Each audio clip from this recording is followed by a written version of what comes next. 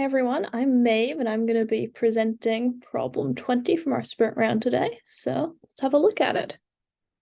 Let the numbers x, y, and z satisfy the equations x squared plus 2y squared equals 36, 2y squared plus 3z squared equals 78, and 3z squared plus x squared equals 54. What is the value of x, y, z all squared? Okay, first thought.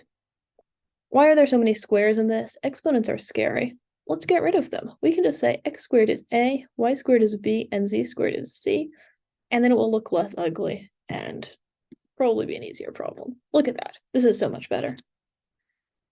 All right, this is 3 equations in 3 variables. We can definitely solve 3 equations in 3 variables, right?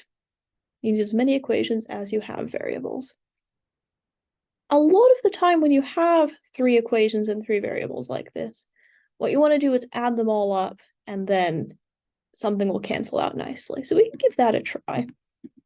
We stack them up, we add them, we get a plus 4b plus 6c plus another a is 168.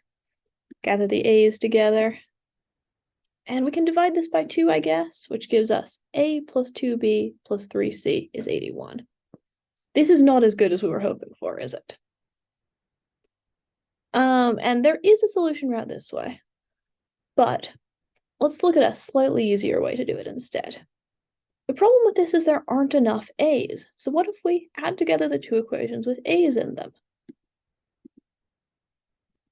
A plus 2b is 36, and 3c plus a is 54.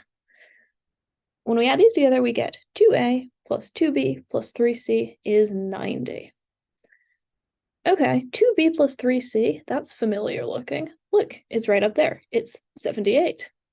So we can get rid of 2b plus 3c on one side and 78 on the other side, which gives us 2a is 12 and a is 6. All right, this is fantastic. Now that we know a, it's going to be super easy to find everything else. So a plus 2b is 36, and a is 6, so that means 6 plus 2b is 36, which means 2b is 30 and b is 15. Right, same deal with c. We can use 3c plus a to find c, because we know a.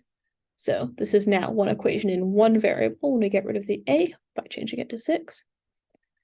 3c plus 6 is 54. 3c is 48. And c is, what's 48 divided by 3? It's 16. Okay, so now we have to find xyz squared. And let's see, a is x squared, so x is the square root of 6, right? And y is the square root of b, which is the square root of 15. And z is the square root of 16. That's a nice one, at least. It's 4. But the good news is we don't have to look at any square roots at all, because we don't want xyz, we want xyz squared. And xyz squared is x squared times y squared times z squared, which is a times b times c. So without ever finding out what x, y, and z are, we can just plug a, b, and c into this equation at the bottom. 6 times 15 times 16. What's the easy way to do this? Let's take a 2 out of 16 and put it into the 15. 6 times 30 times 8. That's 6 times 240. We can do 6 times 24.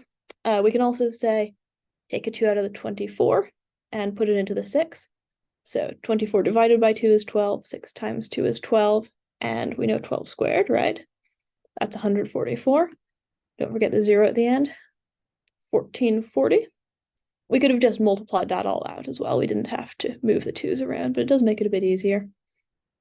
And 1440 is the answer. That's xyz squared.